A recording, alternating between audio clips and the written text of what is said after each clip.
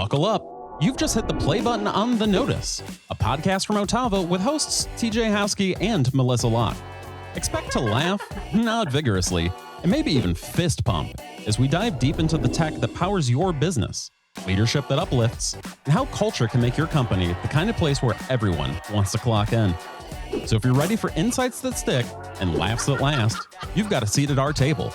Welcome to The Notice, where tech gets personal and growth is a group project. Let's get started.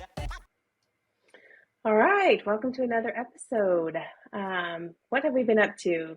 I have been doing graduation things. So my daughter graduated high school, so that's been fun celebrating her and all that she wants to do. She plans to go to nursing school, and so it's been fun watching her and celebrating her and getting to hang out with folks together. You know, we had graduation party and all of those things that come this time of year. That's so cool. She'll be close to home too, right? Isn't it where she's going to go to school? She'll be close to home. Yeah. Yep. Same. Not quite. My oldest two are obviously in college now, but my next oldest just finished her freshman year. So that was a big deal. She's transitioning into sophomore season. So she's excited about that. You know, my youngest two, they're just excited that they can eat candy all day and be home. Summer break. Summer break. Yeah! So we're all the things summer break right now, which is a lot of fun. So yeah, good stuff. Yeah. Well, today we're going to talk about feedback. So how to give it, how to receive it, how do we support leaders with it, difficult conversation type stuff. But they don't all have to be difficult. And then we're going to talk to food gatherers, and that is a nonprofit in Ann Arbor. And they just do that. They gather food from, say, Costco, Target, those stores, and then they redistribute it to food banks. So not only does it help feed those in need, but it also limits waste. It's good stuff. And we've done a lot with them over the last couple of years. A few different things. Yeah. It's been a good experience.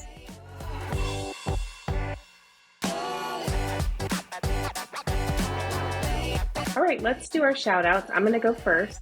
I'm going to give a shout out to Justin Keller. He is, I call him a mad scientist. He just is the technical genius. He's our VP of Technology and Engineering. And the workload that that's been on his team, and he's been coordinating and working with. His team has a very high NPS on our survey, and they do a high volume of work and have some stressful things. They manage that all well under his leadership. So just high five, Justin Keller. Yeah, high five, bud. Like, no joke. You're right. They're incredible net promoter scores year over year. It's continued to increase. So I don't know if you're paying him in candy or what, but good job. No, he's awesome. And equally, shout out Brian Hokelman. He's been on here a couple of times, our vice president over business development and product technology.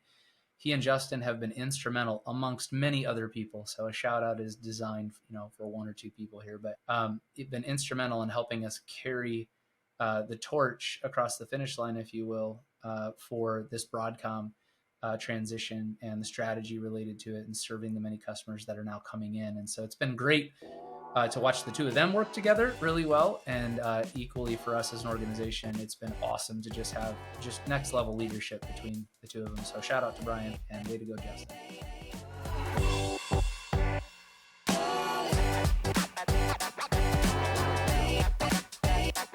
So today we're going to talk about feedback, how to give it and how to receive it. And I will tell you, I don't really like the word feedback.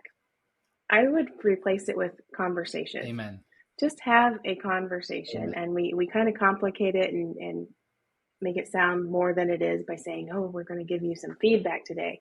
No, we're going to just have a conversation about your performance, a conversation about your career, your expectations.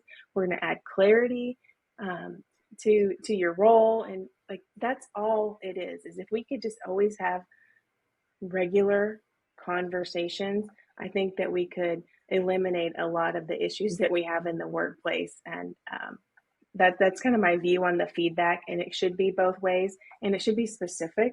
This is probably the biggest thorn in my side with feedback or conversations, is that when someone says you're a rock star, I just want to go thumbs down.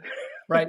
No, I want you to say, you came in early to get this report to me that I asked you last minute. You saved my butt. Thank you so much. That you made a difference, Right. because if I didn't have this and I couldn't have done, like the specific conversation, the specific feedback is really where it's at. And when you open it up, that builds trust and connection. And then you're going to get an employee who also is willing to do that for you and give you that kind of open conversation. So that's my high level view, just to kick us off here, is that it's really all about having conversations. No, I think it's wonderful. And I know you for those that listen, Mo's still my coach on a lot of things, and I try to be a coach to her on a lot of things. Everybody needs a coach. Mm-hmm. And I can tell you that we've had this discussion more than once in our years together about what kind of conversation it is and what's the substance of it, how to be specific and succinct.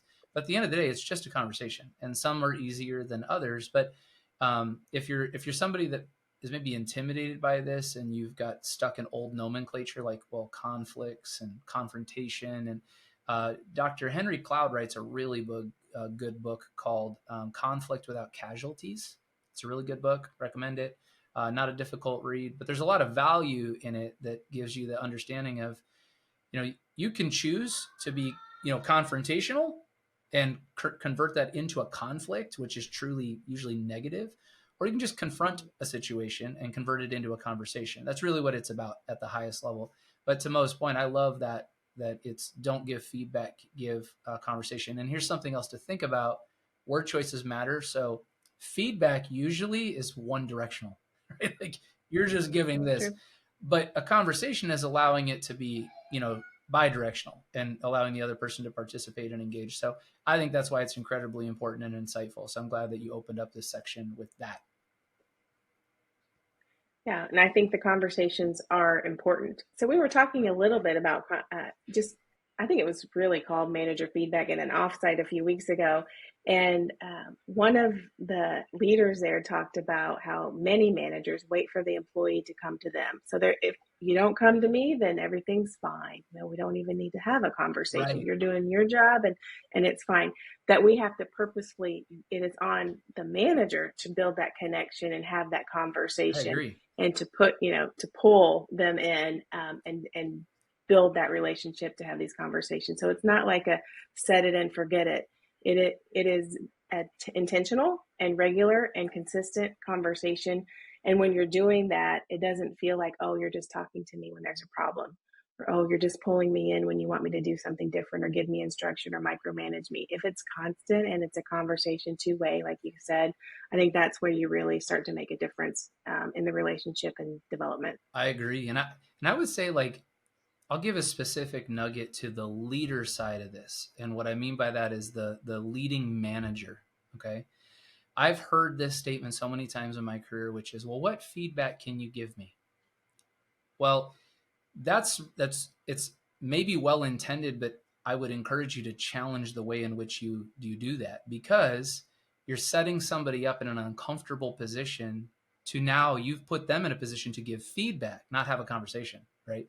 So It takes time as a manager, if you're truly invested in developing relationships with the people that report to you, that you could get to the place in which this isn't a point in time feedback. This is a conversation over time that matures and deepens and enriches the journey for both of you.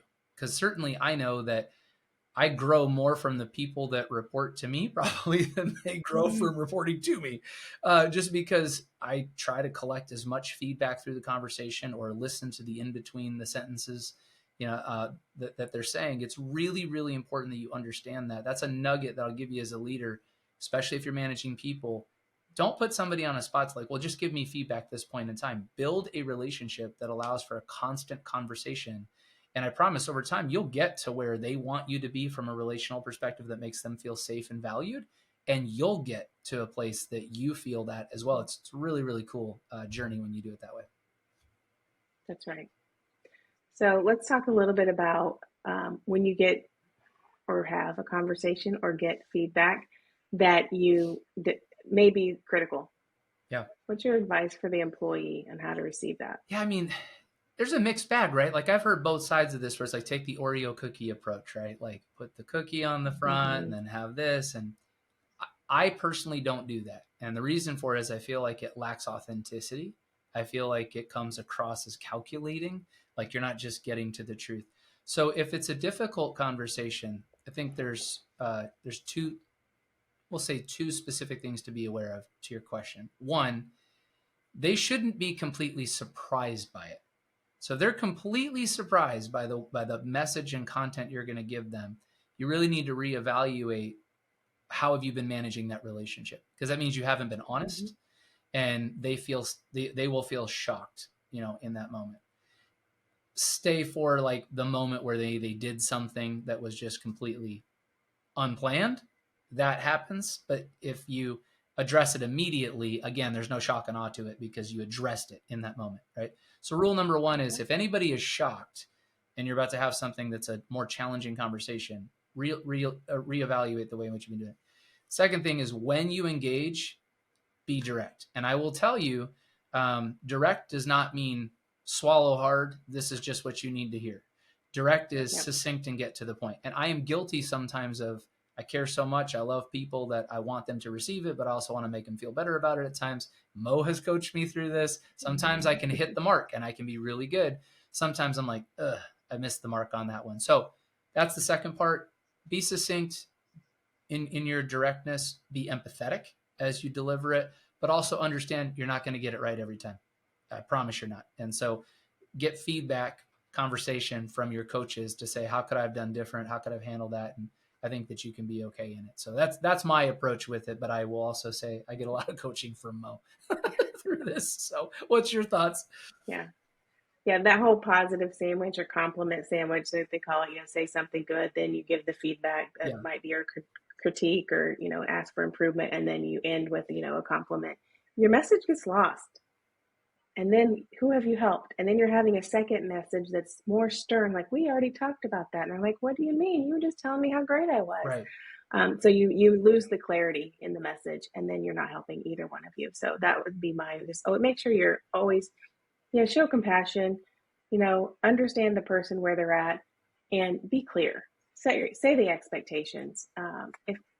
And you're having that difficult conversation likely because, as you said, you didn't set the clear expectations up front.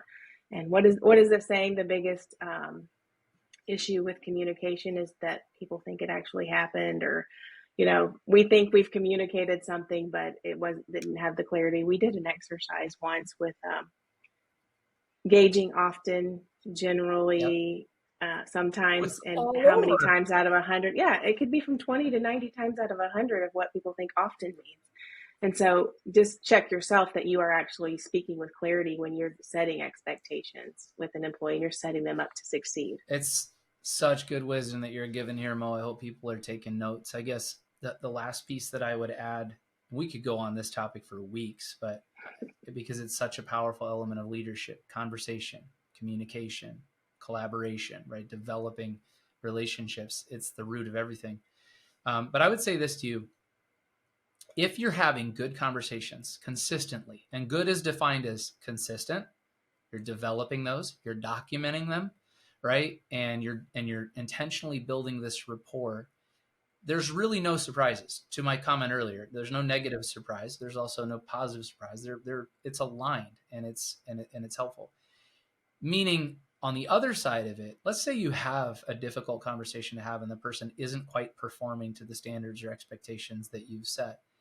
They won't be surprised that they're not meeting your expectations. And so you don't have to drag it out. You can be very direct in that moment to say, like, listen, I know we've talked about this. We've talked about this. We're still not there. And you're a wonderful person. That has nothing to do with this. But from what I need from you in this role, this is insufficient. And so I think it's better if we part ways, if you've gotten to that place, right? Or if it's others. So just as an example, but don't forget that the one thing that you're not doing or that you're doing by not addressing conversation the right way, you're stealing time. It's super important that you understand you can't give that back to somebody, and you owe that to them in stewardship of being succinct and consistent, because if they're not going to be doing well with you, they might thrive somewhere else. And so why delay 3 months? And if you can compress that to a month and help them to get out there, but you can only do those things if you have managed the conversation well, the relationship with honor, to help that person get to their, their better and next future. Since the context of this section of our conversation was about like, how do you have a difficult, conversation? Yeah. So, right. Yeah. Yep. Well, that's good. I think when you're having those conversations regularly, also, then you're helping. I don't think employees intentionally want to fail. No. And so you are supporting them through the process. If they have questions along the way, consistent, regular communication, you're getting those addressed more quickly. So you're helping them be successful more quickly, which is helping you be successful. I mean, it is, I just feel like we avoid the conversations a lot of times because we think it's going to be difficult, but if we just have them consistently, they're not. Yeah. They just aren't. And so make the time for those. And to your point, how many times have you told me, man, we're going to make this worse by not doing this? Like, it's going to be worse. Like, we'll make it worse if we don't address it, right? And I think a little bit of a dovetail off this, I would say this is such an important conversation. I would say if you're in sales, if you're in our sales team, we've had this conversation. But if you're in sales in general, customer relationship management, that's a person. And we say people first. It's incredibly important. This same principle of empathetic leadership and conversation and clarity applies, if not more so, because customer has an expectation. You also have expectations. You need to communicate clearly on that. That will make for a much better relationship, especially when things don't go as planned, because unfortunately in technology, things happen. No matter how hard you try, if they didn't, we wouldn't have jobs, right? It's just, it is what it is. And so it's really important that you understand the power of giving and getting feedback or having quality conversations, said differently. And there are so many books that you can dig into this, but one I can think of is Everybody Communicates, Few Connect, right? John Maxwell. That's a really great one. How to Win Friends and Influence People, Dale Carnegie. A lot of people think it's a sales book. It's not. It's really more influence communication. Talked about Henry Cloud's book. So there's a lot of books out there that are great, and those are just a few scratching the surface. But dig into this topic. It'll change your life. I'm going to close by quoting the famous Tyler Locke. Done. He's a service manager, and so he generally deals with farmers who are saying, my equipment isn't working and you're ruining the farm. And so he just goes, a lot of his coworkers like, why aren't you getting worked up about this? We have, the sky is falling. And he's like, no, I set the expectations and that's what we're going to do. I do that up front. And so they don't get upset with me because I do what I say. And it's like, duh, that's all we have to do. You set the because if you say, oh yeah, we'll get right on that. What does that mean? You're going to fail. So clear expectations up front prevents people getting their hair on fire about whatever it is you need to help them with. The Tyler Locke, and I can tell you, Tyler he Locke makes a mean set of fajitas, just so you know. Yes, he does. Yes, he does. That's awesome. Well, this was great. I enjoyed this segment a lot. That's good. Do you have any feedback for me? I'll have a conversation with you.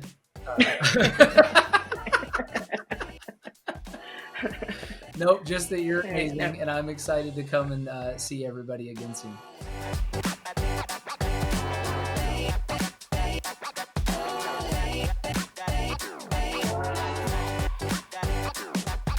So today we have Markell Miller here. She is the Director of Community Food Program at Food Gatherers in Ann Arbor. Welcome. Thanks for having me. I'm so excited to be here with you today. Yeah, we really appreciate the work you do. I know we've had some OTAVA employees. I've been there twice and volunteer. So let's just start by just telling us the mission of Food Gatherers. Absolutely. So Food Gatherers is a nonprofit. We're located here in Ann Arbor, and we serve Washtenaw County, and we're the food bank serving Washtenaw County. So our mission is to alleviate hunger and eliminate its causes in our community. Love that mission. So, food insecurity, it's a problem everywhere. What specific challenges does your community face regarding food insecurity? Absolutely. So food insecurity exists across the country. As you mentioned, it exists in every community. And food insecurity is basically when someone doesn't have enough money to buy the food that they need, or they're worried about running out of money, et cetera. And so what does that look like here in our community? Uh, it looks like a lot of different things, right? There's a lot of different experiences of food insecurity. Many people are, housed and working, struggling to make ends meet, living paycheck to paycheck, not having a good buffer or wiggle room in their expenses. And we know that food expenses and food prices are really high right now. They have stayed high these last couple years, and people are really feeling that pinch. And if you don't have as much wiggle room in your monthly budget, food costs take up a large part of your budget. And so if the end of the month comes and you're tight on your available resources, you might have to visit a pantry. And so we see families, seniors, people with disability on fixed income, people who are homeless or unhoused. We see so many different types of neighbors in our community accessing food resources and struggling with food insecurity. Yeah, I know. I feel like the prices of food just continue to rise. So I totally get that.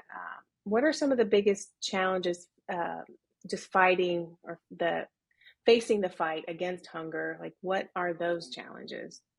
Absolutely. So I think part of the challenge right now is from an individual's perspective, struggling with food insecurity is trying to figure out what resources are there for you. I think in an area like Ann Arbor or Washtenaw County where there are high cost of living expenses, there are sometimes higher wages, but people still struggle to make ends meet. And so they may not know what they're eligible for if they're not below the federal poverty line that's being used for a lot of program eligibility. So they may not know that there's support, and they may not know that there's help. And then people are also often embarrassed to ask for help, right? They may think, I'm the only one struggling with this. I'm not going to ask a neighbor. I'm not going to ask a friend from church. Like, I'm just going to try to figure it out, right? And so we try to make sure that people know that there's help available, and then make it easy for them to access that help in a way that works for them. And so what does that look like? Well, we have our website. We have a food resource directory, which has a map and filters and a calendar view, a printable list. We try to make sure that information is available. We also have our colleagues answering the phone, talking to people if they're looking for help, or calling on behalf of someone looking for help. I think a lot of times people just don't know what resources are there. Of course, if someone is eligible for more official programs like SNAP or food stamps, we want to make sure they connect to those resources. Sometimes when circumstances change in someone's life, they may not know that they're eligible, right? And so if they just lost a job or their employment status changed or something, we want to connect them to those benefits because that puts money in their pocket that they can buy groceries with. And that's so helpful and helps relieve stress for those neighbors as well. We also have to make sure we're getting the food that we need. We have all of our community partnerships. So there's a lot of moving pieces there. But in general, we're trying to connect people to that emergency support and then longer term resources if they need it. Yeah, and that kind of goes into the next question about what is that process for collecting and then redistributing? Yeah. So as the food bank, we house and collect a lot of food, as you can imagine, and you probably saw when you were here. We're also a food rescue program. And so we were the first here in Michigan, in the sixth nationwide, founded back in 1988. And what food rescue means is we're picking up food that is still safe and nutritious to eat, and then making sure that it gets to the right partner program to serve neighbors in the community. Most of our food rescue is through our retail donors, our local grocery stores. We're picking up from them pretty much every day, bringing that product back here to the warehouse, sorting it to make sure it's still safe, properly labeled, and then getting it out to the right program, right? We want to make sure we're sending grocery items to places serving groceries, breakfast to breakfast places, etc. And then that partner of ours, they receive the food off of our refrigerated trucks, and they have their own volunteers that then sort and prepare and get that ready to go for neighbors. Most of our food goes out in the form of groceries. So we're distributing it to a food pantry that's in the community, and then they're passing it out in the form of groceries. However, we run meal programs, and we have partners that run meal programs to help make sure that if someone needs a prepared meal, that resource is available for them. So that's kind of the quick take on how it gets out. Yeah. In addition to the food rescue work that we do, we also have access to some state and federally purchased food that we have access to at no cost to us. Well, the food comes to us for free, and we cover the operating cost of getting that food out into the community. And then we also purchase food. So as a food bank, we have access to wholesale and discounted purchased food. And we try to fill in gaps to make sure we have good variety available to complement what we're getting from food rescue or from those state or federal sources. And then together we mix all that product and get it out to the appropriate sites in the community. Yeah, I will tell you, our task when we volunteered last time was with the produce. Yeah. And that whole process of bringing it in and getting it right back out so that, because, you know, you're limited shelf life with produce, and how that process worked so seamlessly and getting it in and getting it out so quickly. I was pretty impressed with that. And it was nice to be a part of it for sure. Yeah, and we're so thankful that we have our amazing warehouse space here and we're centrally located. So we're able to have that model of picking it up from our community donors, bringing it back here, quickly sorting it, and then quickly getting it back out. Like you talked about, that turnaround is really tight. We want to make sure we get it out to people while they can still use it. Mm-hmm. And that food would have gone to waste otherwise. Exactly. Right? Yes. I mean, several millions of pounds of food each year that we're picking up that without a food rescue program, retailers would have just discarded. Yeah. Let's talk about the volunteer support. So how critical that is for you guys to have volunteers to come in, and how can people get involved? Absolutely. So volunteers, as you saw firsthand, are absolutely essential to our operation. We have about 35 staff here at our food bank, but a lot of the work gets done through very dedicated volunteers. And so we work with individuals, we work with groups, we work with a whole bunch of volunteers, some who come weekly, some who come only once, and we want to make sure that volunteer experience is meaningful and people can feel capable and ready to jump right in, and we'll provide some training for them and supervision, of course. We have lots of volunteer opportunities here at our warehouse, sorting produce, repacking things, making sure things from big food drives, everything is still safe to eat and the packaging is intact. We also have volunteer opportunities at our community kitchen. So here in Ann Arbor at the Delana Center, the Shelter Association there is another nonprofit that manages the shelter services, and then we staff and manage the kitchen that is serving meals to both shelter residents as well as the public. It is a walk-in, anyone can be served community kitchen, and we staff and operate that. And that is in addition to the staff on our team that are there, primarily kind of fueled by volunteers. So we need lots of volunteers there. We're open every day, except Thanksgiving, because there's other meals in the community that day. We take that day off. And people can come and they can sign up for a lunch shift where they can prep and serve meals. They can sign up for an afternoon cook shift. There's weekend shifts available. And so that's another great opportunity. People who want to volunteer can go to our website, foodgatherers.org/volunteer. Create their own account, see what shifts are available. They can read descriptions of those shifts and sign up themselves. For groups, the best thing is to fill out an inquiry request form, and then we'll get back to you to figure out what your needs are and what availability is.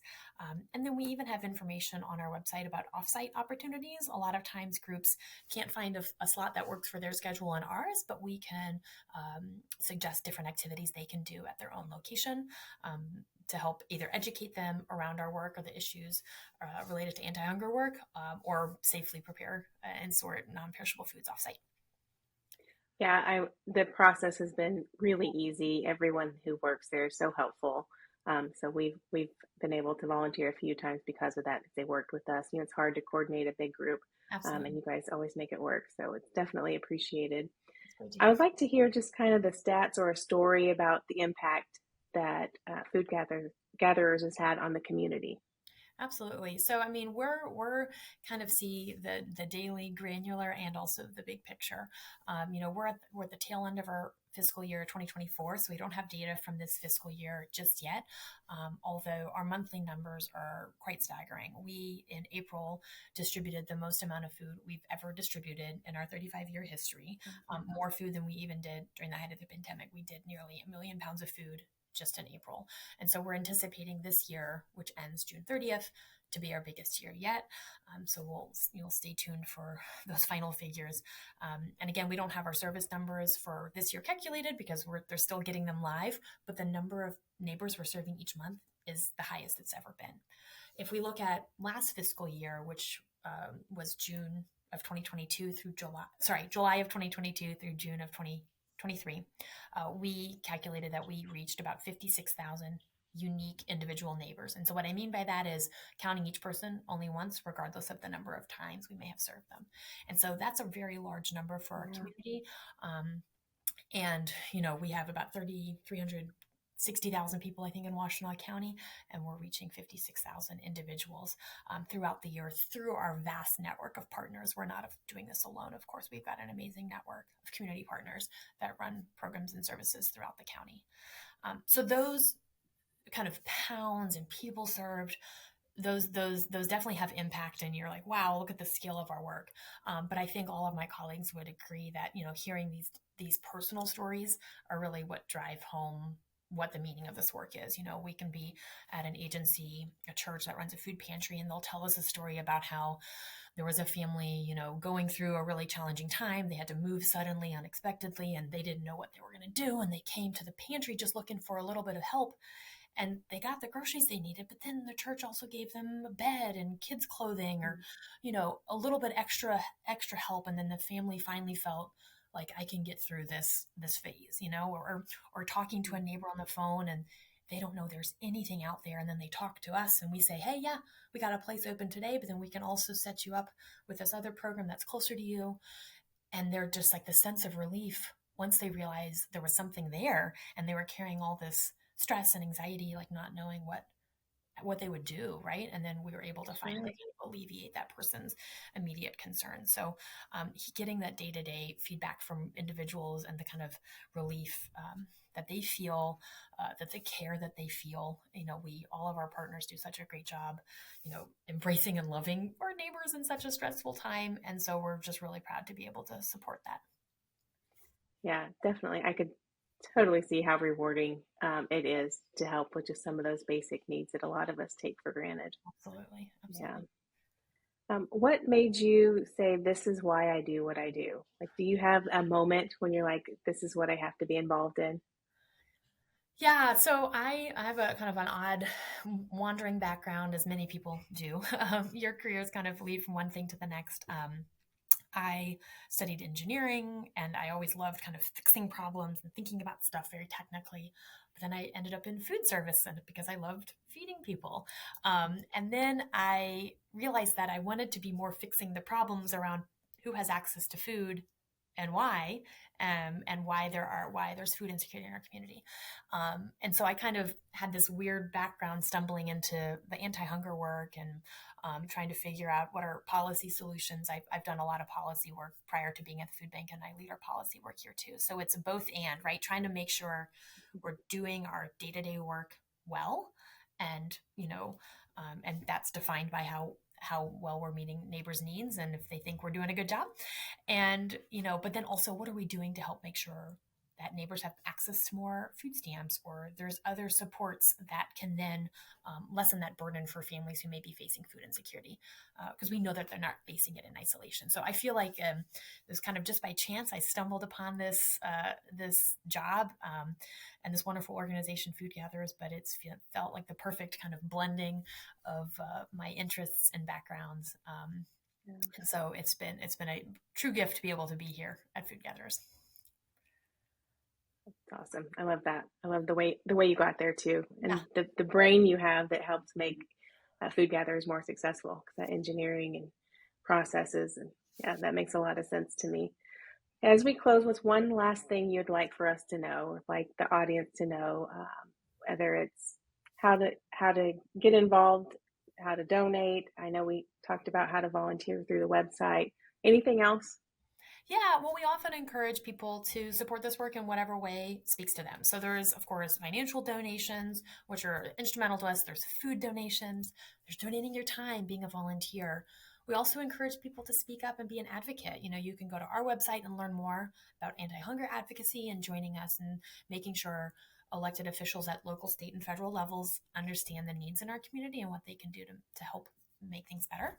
And then there's also the opportunity to be the megaphone and to do outreach, making sure people in your community know that resources exist, helping to destigmatize that, helping to connect people. You could be the person that just picks up food for the elderly neighbor on your street that can't really get to the pantry as easily. So there's so many different ways people can figure out how to help in a way that is meaningful and accessible to them.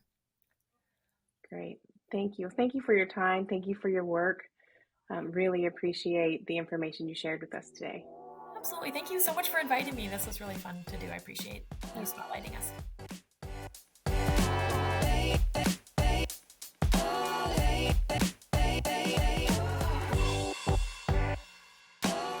So next episode, we're going to talk about the signs of a high-performing employee. I think we'll learn a few things here and what leaders look for, when they're looking for a great employee, looking for their next employee. But for everyone, thank you for joining us. Please like, share, subscribe, do all the fun things. Send us feedback. We want to hear from you or have a conversation with you. We just talked about. But as we say at the end of these, do a decision. Thanks, everybody.